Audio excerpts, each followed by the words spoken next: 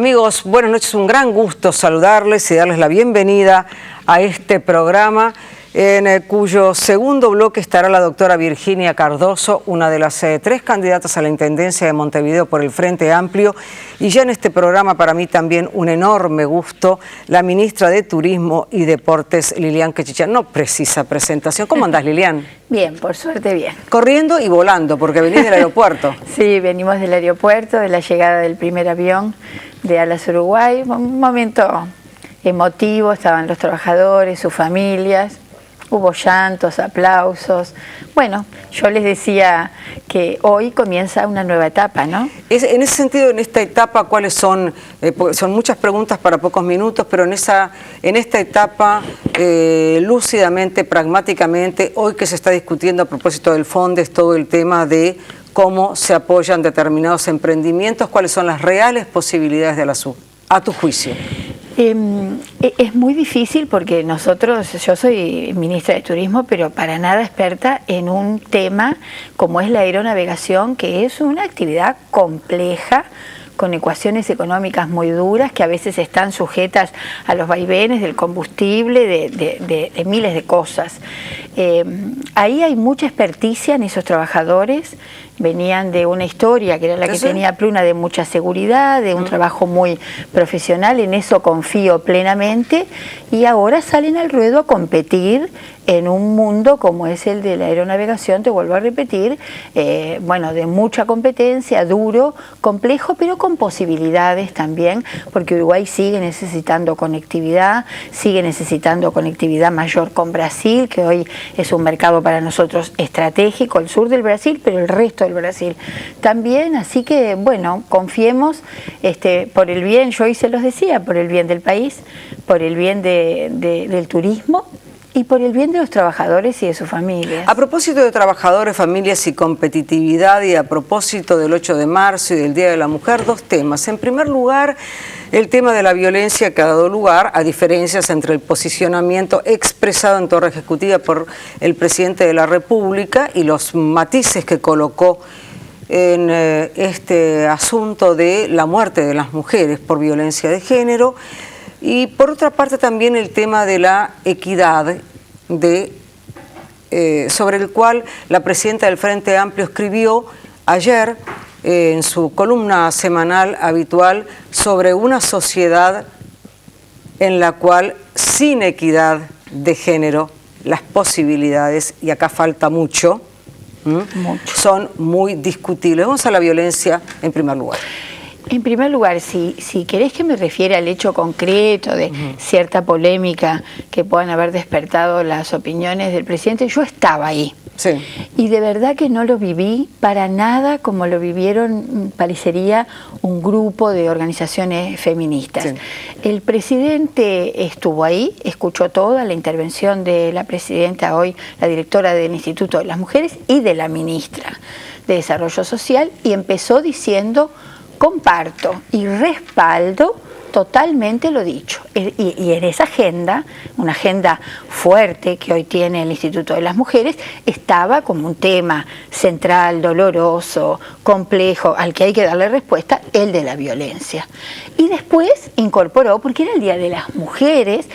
A mí de verdad a veces me sorprende cómo se generan algunas polémicas, porque creo que en el Día de las Mujeres, alguien que tiene una preocupación especial también por esos temas, yo sinceramente lo viví sin ningún tipo de dramatismo, y no lo digo acá ni de oficialista ni de ser miembro del gobierno.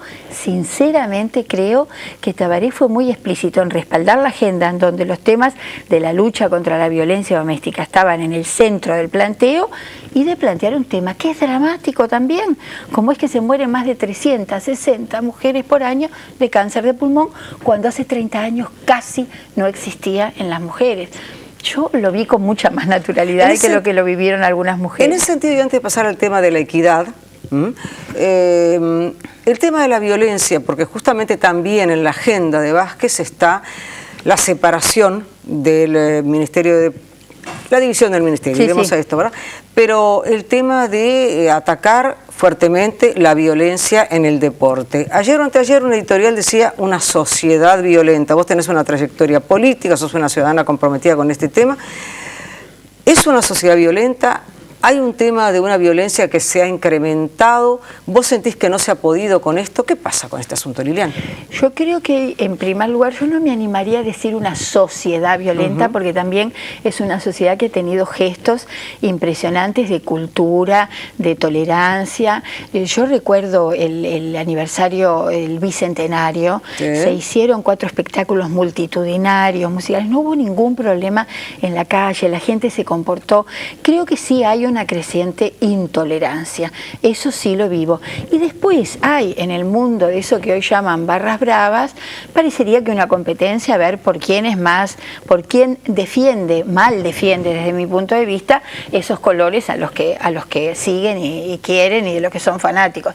Y creo que hace bien el presidente, creo que hace bien Tabaré en incorporar en la creación de la Secretaría Nacional del Deporte, efectivamente eso se concreta, el Ministerio de Turismo va a seguir siendo solo Ministerio de Turismo y se crea una Secretaría Nacional que va a tener como director al profesor Fernando Cáceres y como vicedirector al periodista, al doctor Alfredo Echandi.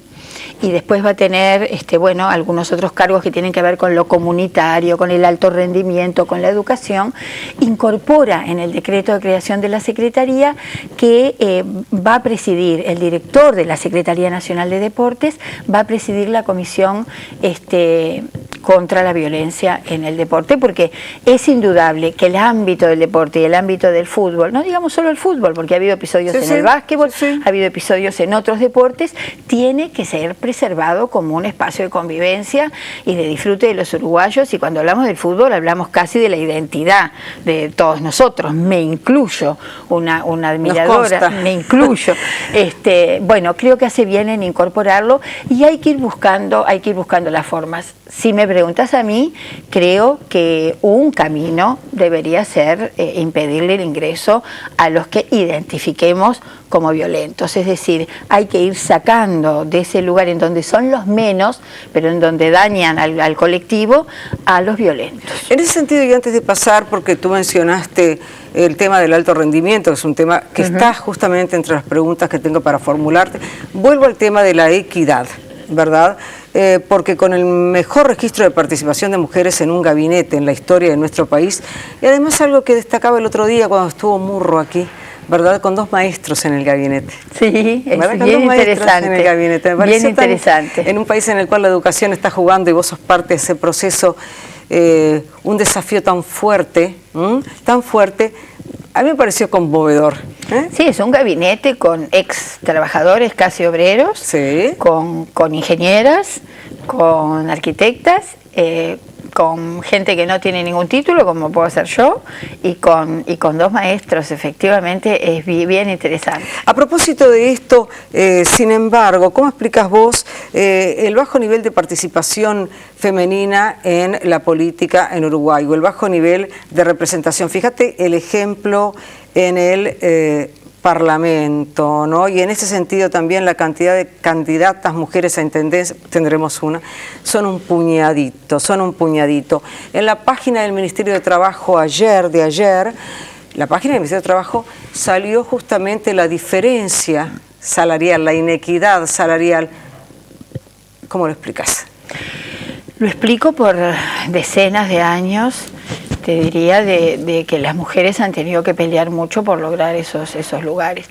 Y cuando esa lucha tiene algún resultado, como fue, por ejemplo, la ley de cuotas, es decir, después de confirmar que está bien, que estén los mejores, que estén los capacitados, pero parecía ilusorio que no hubiera ninguna mujer capacitada, ni ninguna mujer que fuera capaz de llevar adelante la tarea parlamentaria, hubo que buscar esas acciones que se llaman de discriminación positiva y que han dado muy buen resultado en España, en Argentina, en muchos países del mundo. Tiene la particularidad de que, además del esfuerzo que se hizo para que saliera, salió solo por esta elección. Hoy las mujeres tenemos la obligación de volver a incorporar en el Parlamento que esa ley tiene que ser permanente, porque la vida nos demostró que en diputados pudimos mejorar, que muchas mujeres igual tenían suplentes varones y que por lo tanto ahí se desvirtuó ahora también, un poco, y que en el Senado, bueno, hubo algunas cuestiones que fueron malas señales, indudablemente, desde el punto de vista de las mujeres que hemos luchado por esos espacios. En ese sentido, vos, a ver, tenés tu esperanza porque Argentina, Brasil, Chile tienen presidentas mujeres. ¿Cuánto crees que falte para que este país tenga? El otro día Hillary Clinton, ¿viste que dijo? Sí. ¿No querrán ustedes ver una presidenta mujer? Y bueno, yo creo que tendremos una presidenta mujer en la medida en que la sociedad toda vaya comprendiendo y no discriminando. Hay mujeres capaces de llevar adelante esa función en el Uruguay, muchas, y en todos los partidos. Así que tengo esperanzas que cuando se habla de equidad se incorpore también el cargo de presidente o presidenta de la República. Y también es cierto que, digamos, hay todavía, cuando se habla de equidad, todavía hay como una sorna en la sociedad. Es decir, bueno, estas mujeres solo pelean por eso, deberían ocuparse también de otras cosas, y todavía escuchamos cuestiones, bueno, bien discriminatorias, vayan a su casa, ocúpense de sus hijos. Ese es un mundo que siempre fue destinado a los hombres. Liliana, a propósito de las mujeres y de las mujeres bravías, Bachelet acaba de sufrir un golpe muy fuerte con el tema corrupción y el tema más familiar. Dilma Rousseff está bajo un fuego cruzado muy intenso. La situación de Argentina es compleja. Entonces, vayamos dentro del Ministerio de Turismo, la actitud proteccionista del gobierno argentino, ¿cómo nos está afectando? Este año yo al principio había mucho temor de cómo podía ser la temporada, especialmente los operadores. Yo venía sosteniendo que no veía ninguna cosa muy diferente a la del año pasado, y por suerte algunas de las cosas que pensábamos que Uruguay este año estaba más competitivo porque teníamos devolución de impuestos, porque se había apreciado nuestro dólar y ya no estaba a 20-21, sino que estaba a 24-25, y porque la inflación, tanto en Brasil como en la Argentina, se había disparado. Cuando la gente hiciera las cuentas iba a sentir que ya Uruguay no estaba tan caro como el año pasado creyeron que estaba. Es decir, nosotros el año pasado indudablemente no pudimos torcer esa convicción que tenían una parte de los turistas argentinos. Este año tuvimos más en enero, más en febrero, cerca de un 7% más de argentinos, un 28% más de brasileros en febrero. Se notaron, ¿eh? Absolutamente, en todos lados. Sí. Y tuvimos más extrarregionales, y todavía no tenemos evaluado el turismo interno, que fue fantástico, sin ninguna duda, para Canelones, para Rocha, en las termas. Es decir, los uruguayos ya no solo que están mejor económicamente, y hay una parte de la sociedad que puede destinar parte de sus ingresos al ocio y la recreación, hay otra, y siempre lo digo, que todavía no puede, y para eso tenemos las ofertas de turismo social. Salieron como nunca antes a hacer turismo en el Uruguay. El año pasado fueron 800.000 los uruguayos, y casi 700 millones de los uruguayos que hicieron turismo interno y dejaron ese dinero en el Uruguay. Así que creo que el comportamiento este año fue mejor. Creo que en algunos años sí, ese proteccionismo, esa recarga en las tarjetas, esa dificultad de acceso al dólar nos afectó fuertemente. Y nosotros siempre dijimos que nos sentíamos un poco doloridos porque los uruguayos somos los principales clientes de Argentina. Los principales clientes, los primeros, son los uruguayos, a pesar de nuestro pequeño tamaño. De Buenos Aires, sin ninguna duda. Entonces hubiéramos esperado una reciprocidad diferente, pero bueno, 1.600.000 argentinos vinieron el año pasado a Uruguay. El otro día me comentaba un trabajador, en el concretamente, cantidad no es lo mismo que cantidad de gasto. Y esto también lo han comentado algunos operadores turísticos. ¿Cómo fue esto entonces? El gasto tenemos evaluado el de diciembre y enero. Ingresaron unos 530 millones de dólares. Ten en cuenta, Sonia, que cuando nosotros llegamos al gobierno en el 2005, en un año ingresaban 500 millones.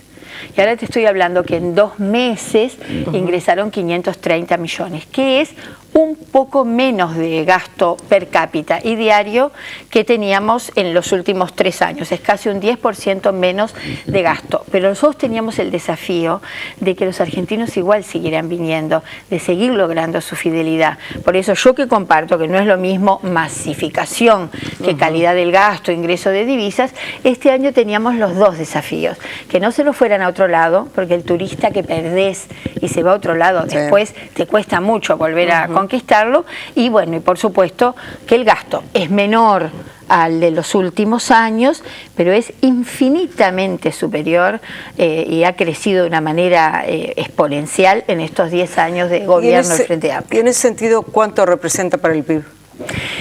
Hoy el turismo es entre 5 y 6. Sí. Era el 6, yo creo que ahora es un poquito menos, 5 o 6% impacta en el PBI. Es 8% de la mano de obra activa, son 95.000 puestos de trabajo, y creo que en ese sentido es una actividad económica sin ninguna duda de primer nivel. Anoté 3 puntos en comparación con otras industrias, ¿verdad? Anoté software, agro y lácteos. ¿En qué lugar del ranking queda el turismo? Yo te diría que si yo pienso, cuando hablamos del sector agroexportador en su conjunto, sin ninguna duda, es el primer rubro en el Uruguay.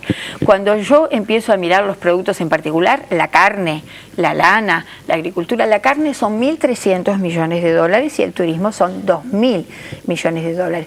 Yo no sé si está en segundo o en tercer lugar, pero sí sé que es una de las actividades, por lo que te decía antes, por la mano de obra, por lo que distribuye, es mucho menos concentradora que otras actividades en el país, es una actividad económica de primer nivel.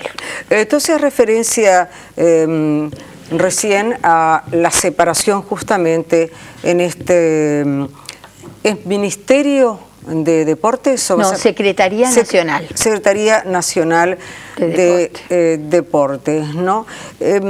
Antes justamente de tu informe, a propósito de esta definición que ya prácticamente diste, y sin olvidar, por eso lo anoté con precisión, la cantidad de piscinas y de espacios públicos que se han logrado. ¿Por qué tu gestión, aparentemente se va a hacer ahora, no construyó, Lilian, un centro de alto rendimiento? Te diría que fundamentalmente porque tenía un costo muy alto, más de 40 millones de dólares, y no estaba previsto en el presupuesto. Es una necesidad del Uruguay, pero de cualquier manera en el deporte se logró crear la Fundación Deporte Uruguay. Por primera vez el Ministerio y el Comité Olímpico trabajaron en forma conjunta. Yo te diría que en inversión en infraestructura, es cierto que no tuvimos centro de alto rendimiento, pero es la mayor de los últimos 50 años. Solo si mirás el oeste en Montevideo, nueva Plaza 7 abajo del viaducto, piscina cerrada, reforma de la Plaza de la Teja y una impresionante Plaza de Deportes número 11 en el Cerro, con todo lo último que se puede pedir en el deporte, cerramiento de piscinas, canchas nuevas, pista de atletismo que nos permitió captar el sudamericano, pista de atletismo hecha nuevo. Es decir, creo que hubo avances que después se reflejan en un país que solo hablaba de fútbol y hoy tiene a las chiquilinas del handball, tiene a las chiquilinas del hockey destacándose, tiene un Pablo Cuevas, tiene el rugby clasificado para el Mundial, tiene a Débora y a Andrés Silva en el atletismo. Yo creo que lentamente hemos ido dando pasos en un esfuerzo presupuestal. Cuando llegamos al gobierno eran $200.000 apenas para traspaso a las federaciones. Y estamos entregando esta parte de nuestra gestión con $4 millones anuales de traspaso a las federaciones. Ahora, dos cosas. Tú nombraste recién varios deportes, ¿no? Que son deportes de élite. El hockey, el rugby. El handball está muy masificado. Sí.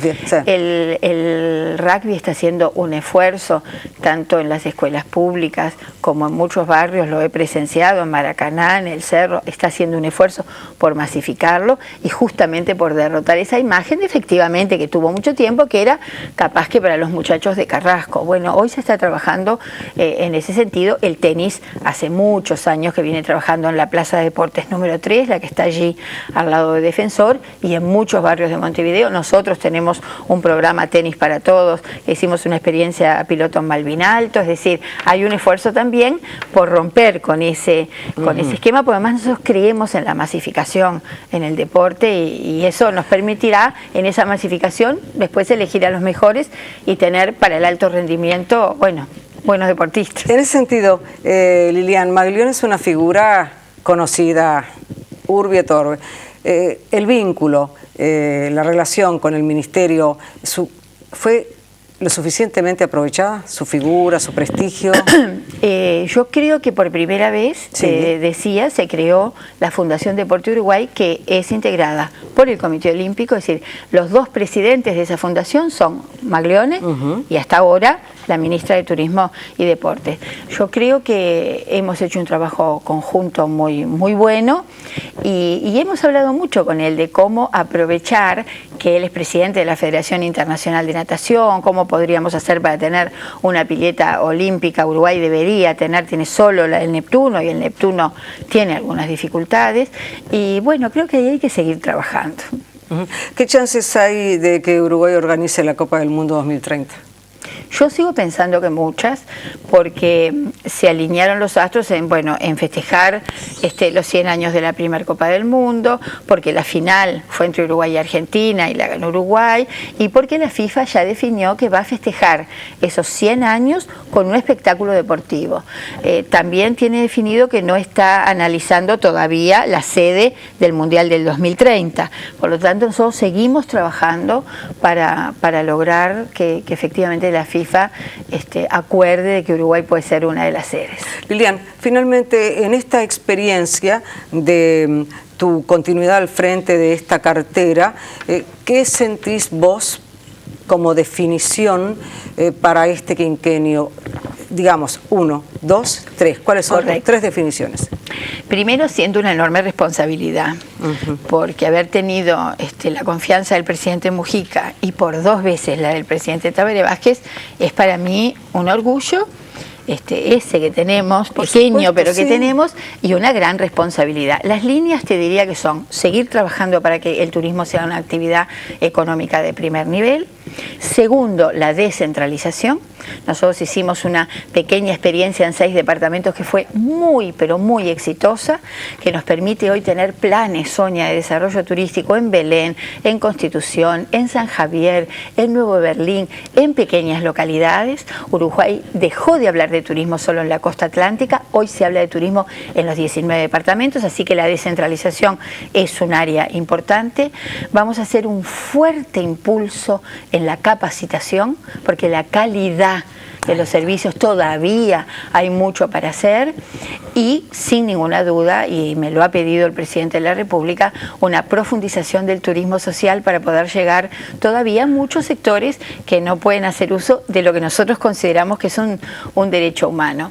Y te agregaría, si bien no es una línea estratégica, pero a mí me gustaría, yo hoy tengo una enorme sensibilidad por el tema de la discapacidad, y me gustaría poder dar algunos pasos, de poder trabajar sobre alguna zona del territorio y lograr que fuera un lugar accesible, porque accesibilidad y turismo todavía tienen un atraso muy grande en el Uruguay, y además de ser parte de la inclusión, porque a veces hablamos de inclusión solo de la pobreza, pero tenemos que incluir también a los que puedan tener alguna discapacidad, también es un enorme negocio, un buen negocio turístico.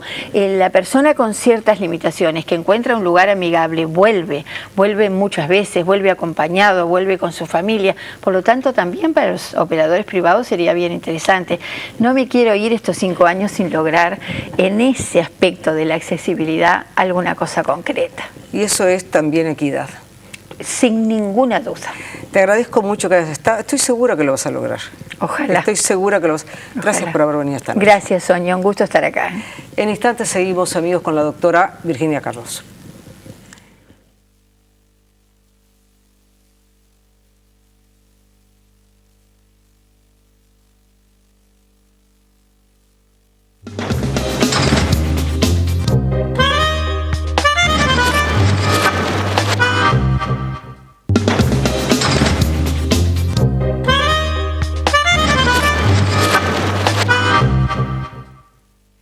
Para Para mí es un gran gusto recibir en este programa a la candidata a la IM por el PDP, la doctora Virginia Cardoso, 30 años, nieta de italianos, con un tío italiano y una madre que nace acá uruguaya y siguen viviendo en la Cruz de Cardoso. Bienvenida, ¿eh? Bueno, muchas gracias, Sonia, gracias a los televidentes, es un gusto estar acá. Y si te puedo hacer un pequeño agregadito. ¿Cómo no? Todo lo que quieras. Bueno, la candidatura en realidad del Frente Amplio es impulsada por el Espacio 567, dentro del cual se encuentra el Partido por la Victoria del Pueblo, por Izquierda en Marcha, que dos de estos tres grupos, dos de estos eran los dos grupos que estaban en la lista 3311 en las elecciones de octubre, y por la agrupación Lucrecia Barraez, y por independientes que no integran ninguna agrupación que se han acercado a apoyar esta candidatura, entre ellos Benjamín Nahum, por ejemplo, que es suplente de la lista. Ahora, vos cumplís con la doble condición que reclaman justamente, lo hablamos con la ministra recién, ¿no? Por el tema de la inclusión, la equidad. ¿Sos mujer? ¿Sos joven? ¿Sos médica? Sí, soy médica, estoy haciendo el posgrado de Medicina Familiar y Comunitaria.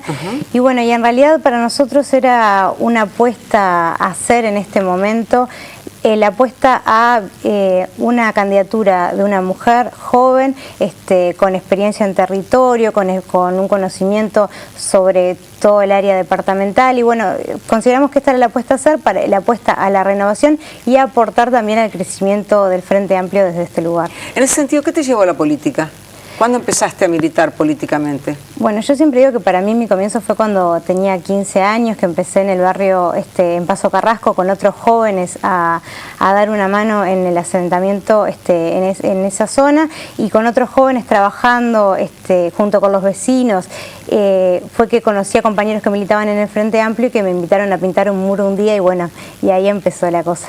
Y en ese sentido también, ¿cómo fuiste conjugando o cómo fueron sumando la vocación por la medicina y la vocación política? ¿Cómo se fueron entramando? En realidad yo siempre los vi como parte de un mismo camino, en realidad, ¿no? En esa inquietud adolescente de poder ver cómo colaborar para hacer un mejor Uruguay, que me llevó a Paso Carrasco y a la militancia social. En realidad creo que veo a la medicina y a la política como también herramientas para poder aportar y para poder realmente trabajar con la gente y poder colaborar desde mi lugar para generar una mejor realidad para todos. Yo no siempre fue... ya te digo que milito hace un buen tiempo, entonces la militancia social, la militancia política y el estudio y la carrera siempre fueron como muy de la mano y siempre las hice como en paralelo. Entonces para mí yo no lo veo como algo, lo veo como un continuo realmente, no los veo separados. El hecho de militar y de militar en determinadas zonas y además lo que señalabas, la medicina comunitaria, te puso en contacto muy tempranamente con realidades que de pronto son desconocidas para muchísimos uruguayos. ¿Cuál es para vos la clave, o cuáles son para vos las claves de la inequidad en nuestro país? Bueno, efectivamente yo siempre digo que tuve el privilegio de conocer en profundidad distintas zonas de Montevideo. Milité voluntariamente en Paso Carrasco, también trabajé 6 años en conciliación, en proyectos sociales. La medicina y el estudio me ha llevado también a conocer distintos barrios, distintas realidades, y bueno, y eso realmente para mí es un privilegio y es una mirada a llevar a este lugar. Yo creo que justamente la izquierda y la historia de la izquierda se ha ido enriqueciendo al darse cuenta de que la complejidad que tiene la inequidad y los distintos componentes que conforman la desigualdad, ¿no? En algún momento parecía que era una cuestión socioeconómica absolutamente aislada de otros factores, y en el tiempo nos fuimos dando cuenta que la inequidad tiene factores de género. Hoy las mujeres tienen mayores tasas de desempleo, mayor pobreza, mayor dificultad para acceder a lugares de representación política, etcétera. La inequidad tiene componente generacional. Hoy los pobres son en su mayoría niños y jóvenes en nuestro país. Los jóvenes tienen mayores tasas de desempleo, mucho más altas que la población general, y peores condiciones laborales. La pobreza y la inequidad tiene también un factor de etnia, o sea, realmente vemos que los afrodescendientes tienen mayores porcentajes de pobreza. Hay muchos componentes, y el poder integrar todos estos componentes en una mirada que no separe las luchas, sino que las confluya. Y bueno, la orientación sexual también es un aspecto importante. Todos sabemos la realidad muy difícil que tienen, por ejemplo, los trans para poder acceder al trabajo, para poder acceder al estudio, para ser incluidos en la sociedad. Y bueno, para nosotros es importante esta integralidad. Por eso también nosotros queremos poder hacer énfasis en que la Intendencia tiene que poder transversalizar esta mirada en las distintas políticas, ¿no? Por ejemplo, a ver, eso me interesa particularmente. ¿Cómo? ¿Por qué? Bueno, un ejemplo que yo quiero poner tiene que ver el tema de los jóvenes, de las mujeres, género y la diversidad sexual. Sí. Muchas veces pasa que por las dinámicas que tienen las instituciones quedan focalizadas estas perspectivas y el cuidado por el impacto que tiene sobre la mujer, por ejemplo, las políticas, a una zona determinada. Por ejemplo, tenemos la Secretaría de la Mujer, y la Secretaría de la Mujer hace políticas focalizadas y hace un enorme esfuerzo porque el resto de los departamentos, el resto de las direcciones pueda incorporar esta mirada. Para nosotros la lógica tiene que ver con, además de las políticas focalizadas que son necesarias, el poder crear las herramientas. Primero tenemos que jerarquizar esta mirada de esta perspectiva de género, que es una demanda hasta de ONU Mujeres, de las organizaciones sociales que están pidiendo que se dé otra jerarquía, y además poder pensar todas las políticas que hagamos, cómo impactan las mujeres, cómo impactan los hombres y cómo impacta en la relación entre hombres y mujeres. Para nosotros eso es importante, entonces, que así cada política que vamos a hacer, así como consultamos si financieramente es viable, consultamos si legalmente está dentro de los parámetros adecuados, también tendríamos que poder ver y consultar cómo se da este impacto y cómo colabora desde una perspectiva de género a mayor equidad entre hombres y mujeres. Esa es una lógica que nosotros tenemos que seguir profundizando en ese aspecto. Vos tenés 30 años y estás militando desde siempre, porque si 14, 15 años estás militando desde siempre. Sos médica, en consecuencia una forma también, de conocimiento de todo esto que estás describiendo ahora. ¿Por qué crees que, más allá de los guarismos de crecimiento y también de relativos avances en el tema de inequidad, 25 años en la Intendencia, la izquierda, tercer gobierno nacional, comienza ahora, ¿no?, esta administración, esos temas no han estado prácticamente tocados o poco informados o poco planteados? En realidad hemos sido desde el Frente Amplio y sobre todo desde el gobierno departamental vanguardia en estos temas, ¿no? Pero realmente, lamentablemente, estos temas que son culturales, que son sociales, también permean a la fuerza política y también permean a las instituciones, y es todo un esfuerzo seguir visibilizándolo y seguir dando pasos en ese sentido. Creo que estamos en condiciones de dar un salto en calidad por todo el trabajo que se vienen haciendo, pero sabemos que nos falta mucho. Cuando vemos los lugares que ocupan las mujeres de representación política, nos damos cuenta solo con ver esa situación, todo lo que nos falta, y muchas veces cuando se dan situaciones que están metidas porque son culturales, porque crecimos desde chicos con una cultura sexista que nos impone esta mirada, que muchas veces a las mujeres se les exige mucho más y tienen que probar mucho más para acceder a un trabajo, para acceder a los lugares de representación política, que los hombres. Hay muchas cosas que yo lo que quiero decir es que las relaciones, los factores que hacen que sostienen la inequidad son invisibles, no son explícitos, y muchas veces hay que hacer un gran esfuerzo por justamente volverlos visibles, denunciarlos para poder seguir avanzando. Ahora es interesante que esos planteos vos los coloques como candidata a la Intendencia de Montevideo. De pronto uno los pensaría para otro cargo, ¿verdad? ¿Y qué es en ese sentido lo que vos entendés que te hace más votable que Martínez o Topolansky, que Topolansky o Martínez? ¿Cuál es tu ofrecimiento particular? Bueno, primero nosotros pensamos que esta mirada tiene que estar en todos lados, ¿no? Sí. Yo creo que nosotros tenemos un equipo con compañeros con mucha experiencia en la gestión, con mucho trabajo, y una apuesta para nosotros interesante tenía que ver con un conocimiento del territorio, con un conocimiento de la realidad montevideana desde el territorio, a poner a la Intendencia, y una apuesta a dar nuevo impulso para Montevideo desde esa mirada. Para nosotros lo importante son los énfasis y la mirada que tenemos para para Montevideo para seguir dando un nuevo impulso a Montevideo. Y para nosotros un aspecto muy importante, por ejemplo, tiene que ver con la fuerte apuesta a la participación social y realmente cómo buscamos las herramientas para que en este proceso que venimos de Frente Amplio de descentralización esto se articule mejor con la participación social y darle lugar a todos los vecinos y vecinas para que puedan ser parte de esta construcción de Montevideo. Ahora, uno siente que los candidatos, ¿verdad?, plantean cosas en común. Por ejemplo, la palabra descentralización en el caso de la Intendencia o de las Intendencias es una constante. En la experiencia del ciudadano no es una realidad, Virginia. Bueno, yo creo que por suerte tenemos preocupaciones comunes en este Frente Amplio con nuestro programa único, con nuestros distintos énfasis y con nuestras distintas miradas.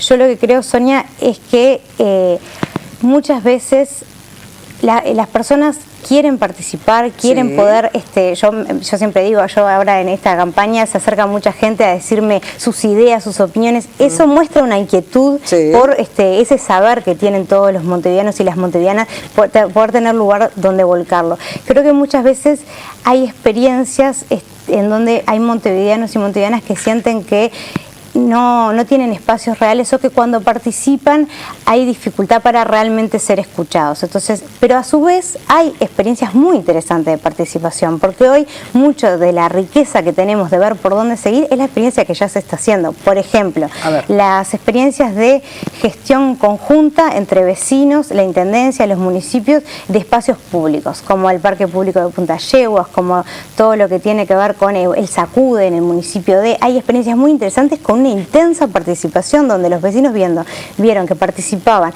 que se lograban cosas, que su participación mejoraba la gestión y eso es un efecto replicador que va entusiasmando y acercando a más y más gente, y en esa zona, los niños que están en esa zona y que los adolescentes que están creciendo con esa cultura de la participación y viendo que eso es parte de la cotidianeidad. Eso es algo que tenemos que seguir trabajando. Por eso para nosotros un aspecto muy importante tiene que ver con en esta construcción de ciudadanía, cómo incorporamos a los jóvenes a la construcción de este proyecto del Frente Amplio para Montevideo, este proyecto de construcción de Montevideo, y que, por ejemplo, una cosa que queremos fomentar tiene que ver con los espacios de participación para los jóvenes y mostrar que los jóvenes no son un problema para la sociedad y que pueden ser parte de la solución de los problemas de la ciudad. Que entrevistando esta mañana en la radio a Yamandu Orsi, uno de los candidatos a la IEM por el Frente por Canelones, él también decía los comités de base de los jóvenes. A veces siento o se puede sentir que hay muletillas. ¿Vos no lo sentís también eso? Claro, vos sos joven, ¿no? Orsi también es joven, pero da la sensación que hay cosas como que son muletillas, porque después hay chacrismo y esto de los jóvenes es muy relativo. Bueno, Canelones tiene una experiencia interesante de participación de jóvenes que también es para mirar. Realmente Montevideo también puede aprender de otros departamentos y me parece que justamente Canelones tiene una experiencia interesante. Creo que a veces repetimos, es verdad que tenemos una tendencia a repetir frases, pero tenemos que buscar realmente qué contenido tenemos detrás. Nosotros una experiencia que tiene que ver con cómo vemos a los jóvenes aportando a este Montevideo tiene que ver con, por ejemplo, el voluntariado juvenil. Cómo damos espacios para que los jóvenes puedan aportar y a mejorar la ciudad. Ahora hay una experiencia muy linda que tiene que ver con pintar las veredas, por ejemplo, que está embelleciendo Montevideo. Bueno, ¿cómo potenciamos estas experiencias, estas iniciativas para que los jóvenes formen parte de un Montevideo más lindo? Por ejemplo, ¿cómo convertimos a los jóvenes en promotores de cuidado ambiental, por ejemplo, promoviendo la clasificación de residuos, por ejemplo, o el uso adecuado de los contenedores? Hay realmente un rol desde el lugar propositivo y de una participación que no es sentarme en una mesa. Tenemos que romper ese concepto de participación. Todo el que sabe algo de participación sabe que la participación tiene una infinidad de formas y una infinidad de formas que hay que pensarlas desde el territorio y desde la realidad de cada lugar, y no puedo pensar en una forma única institucionalizada de participación. Todo lo que sabe de participación, fíjate que es una de las palabras más usadas también, participación, ¿verdad? ¿Qué significa saber de participación? Yo creo que tiene que ver con, primero, haber vivido experiencias de participación. No es lo mismo leer de participación que haberlas vivido en el territorio, que yo por suerte siento que he tenido muchas experiencias que me convencieron de que realmente el camino va por ahí y que es una herramienta que mejora la gestión. la participación mejora en sí misma la gestión. Yo he vivido desde el área salud, con agentes comunitarios en salud, por ejemplo, una experiencia de participación. Me acuerdo en una época que cuando trabajaba en conciliación que tuvimos una cooperativa de trabajo que éramos técnicos, que formábamos esa cooperativa en conjunto con vecinos del barrio y que fuimos aprendiendo desde los distintos roles cómo construir un proceso en conjunto. Tiene que ver también con esto de la participación, tiene que ver con una convicción que yo creo que a algunos les cuesta entenderlo, que es reconocer que hay un saber que no lo tengo yo desde mi lugar técnico y que hay un saber que lo tiene el otro y que hay un conocimiento sobre la realidad que viven las personas que las tienen ellas. Yo soy médico, por ejemplo, y cuando trabajo con mis pacientes siempre trato de que pensemos juntos cómo abordar una enfermedad. Y muchas veces me dicen, no, usted es la doctora, decida usted. Y yo trato de trabajar esto de que yo tengo un conocimiento porque estudié estos temas, pero él tiene un conocimiento, el paciente o la paciente tienen un conocimiento sobre su cuerpo, sobre su realidad, sobre su cotidianidad y cómo ese tratamiento puede impactar sobre su vida, que no lo tengo yo. Entonces es un conjunto y creo que esa experiencia es un ejemplo de cómo entiendo yo la participación. ¿Y cómo sentís vos? El presidente de la República es un ejemplo en este sentido y se ha señalado que priva en él la condición. Él mismo lo ha dicho, ¿no? Priva en él la condición de médico y esa cuestión muchas veces de magisterio. ¿Cómo sentís vos que te empodera el ser médica? Bueno, primero es verdad que hay distintos modelos de relación médico-paciente y distintas formas de desenvolvernos en este lugar. Yo creo que el ser médico es una herramienta y no me convierte a mí en nada distinto, ni algo superior, ni algo aparte de la gente, y eso de esa forma tratamos de construir, y desde un lugar de relación médico-paciente que entienda la salud como algo integral, que no es solo lo biológico, poder pensar, incorporar todo lo que tiene que ver con lo psicológico, con lo social, con lo familiar, hasta con lo espiritual, te diría yo, y poder pensar en una relación médico-paciente con mayor horizontalidad, más colaboradora, no tan autoritaria como muchas veces se da, más paternalista. Hay un modelo tradicional muy paternalista que venimos tratando de transformar, y poder fomentar la autonomía, como yo desde mi práctica respeto la autonomía del paciente y además trato de fortalecerla en ese proceso. Y eso es construcción de salud, que la persona pueda, salud no es una propiedad de los médicos, salud es algo que la persona construye cotidianamente en su realidad, en cómo se vincula con otros, construye en qué opciones eligen, qué estilos de vida tiene, en si sale y tiene actividades recreativas o no las tiene. Salud es algo más amplio que solamente lo biológico, porque eso es un desarrollo saludable, y entonces entendiendo que no es mi propiedad, no soy yo la que le doy la salud, sino que la construye el otro, desde ese lugar hay un vínculo distinto. ¿Vos entendés que esta es una ciudad sana o que contribuye a la salud de nosotros, los ciudadanos? Sí, justamente yo creo que venimos fortaleciendo mucho en este aspecto. Los factores que determinan la salud, por ejemplo, que son la biología humana, los estilos de vida, todo lo que tiene que ver con el medio ambiente y con los sistemas de salud, en realidad Montevideo, aporta desde los sistemas de salud, pero aporta fundamentalmente en el factor que mayor influencia tiene sobre la salud y el factor que es más modificable, que es más posible lograr un avance, que es el medio ambiente. Cómo construimos ciudades saludables tiene que ver con si la persona tiene el espacio para realizar deportes, si tiene el espacio para la recreación, si tiene el espacio para el encuentro con otros, si tiene la posibilidad de acceder a distintos recursos a través de la posibilidad de moverse por el departamento. Yo creo que la Intendencia es de las instituciones que puede tener más impacto sobre la salud de las personas que incluso el propio Ministerio de Salud Pública, capaz.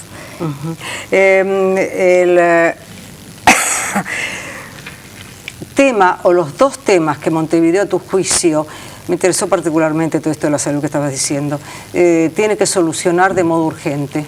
¿Cuáles son? Bueno, para nosotros un aspecto que tiene que solucionar de modo urgente tiene que ver con la movilidad, pero lo digo de modo urgente porque creo que a corto plazo hay cosas que podemos avanzar y que podemos profundizar sin grandes inversiones, que tiene que ver con...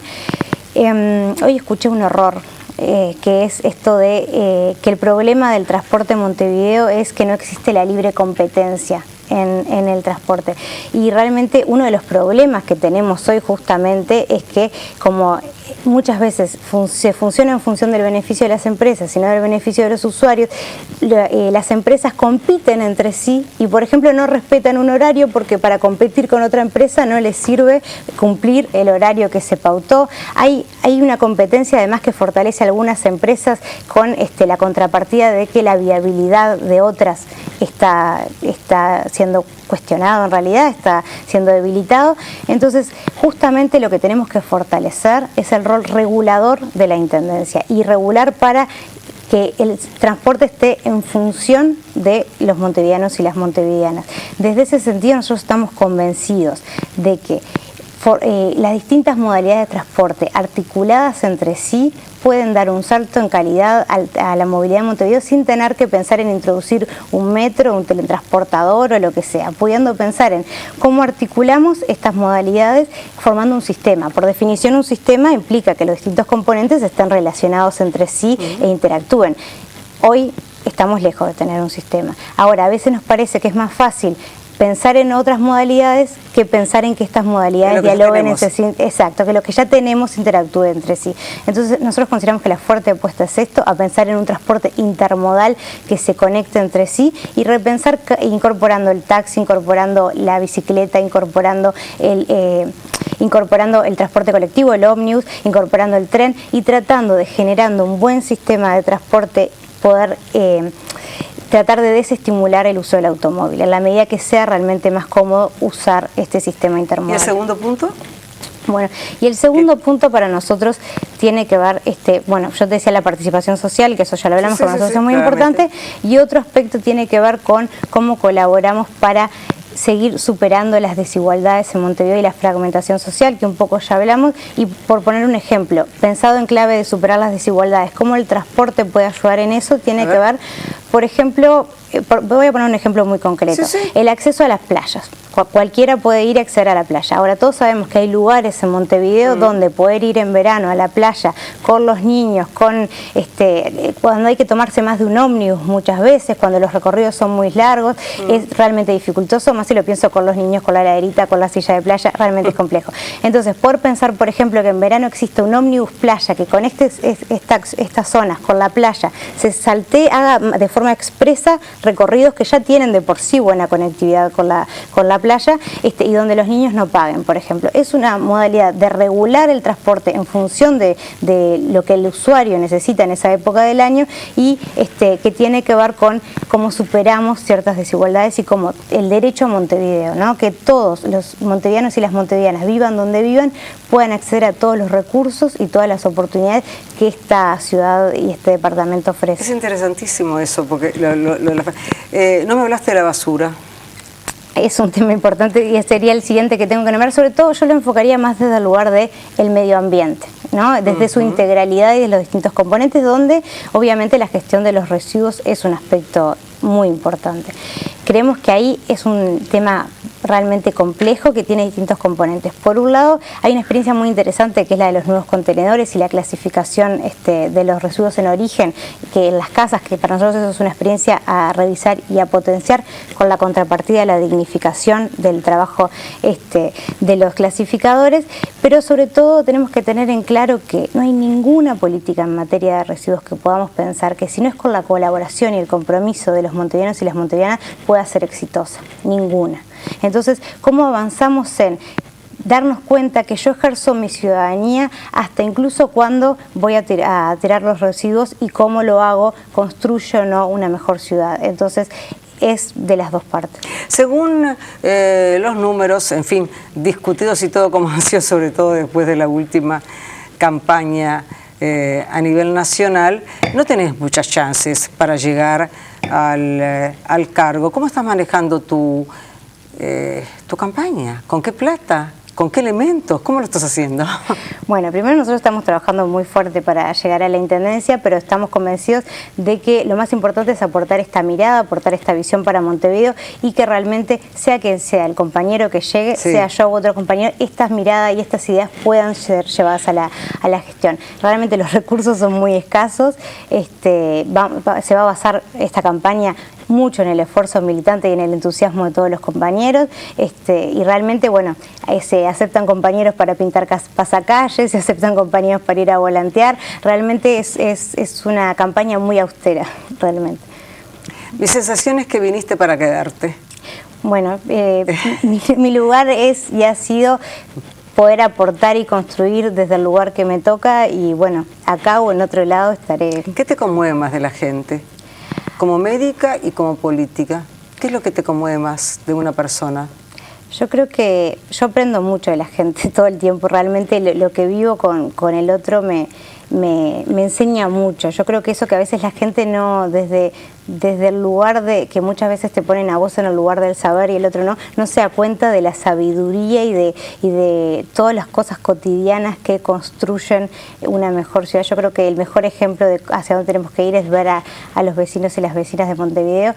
Y bueno, me conmueve mucho la solidaridad, que creo que a veces se invisibiliza, que es algo que creo que tenemos incorporado, que es un elemento a potenciar, y bueno, y creo que por ahí yo realmente creo que, no sé, por ahí. ¿Cómo haces para manejar el tema de la muerte?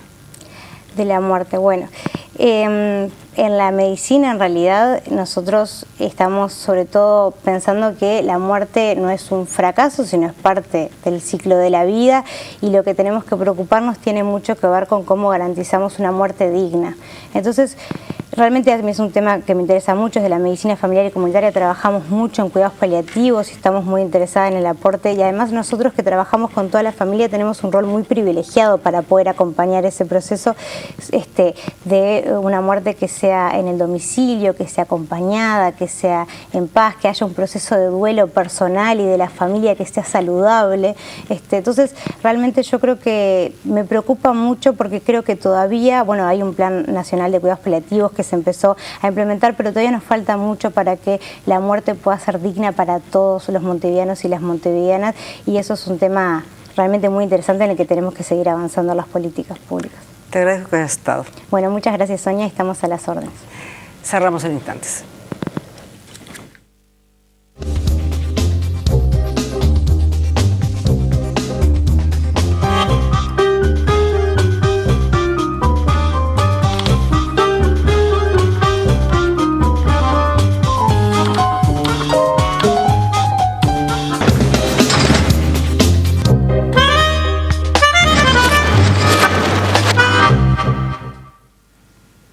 Agradezco a las dos invitadas de esta noche haber estado compartiendo sus experiencias, sus sueños y su presente y futuro. También su pasado, por supuesto. Agradezco a ustedes por haber estado compartiéndolo. Y les recuerdo el mensaje de Antel en cuanto a empezar las clases con la mejor tecnología, porque con Vera, en su hogar ustedes se pueden llevar uno de los equipos Lenovo, que son espectaculares, y pagarlos en 24 cuotas con su factura de Antel. Antel subraya cómo estudiando construimos futuro y cómo con Antel se avanza juntos. Y les recuerdo también, junto con este agradecimiento, mi saludo de todos los miércoles. Buenas noches y buena suerte.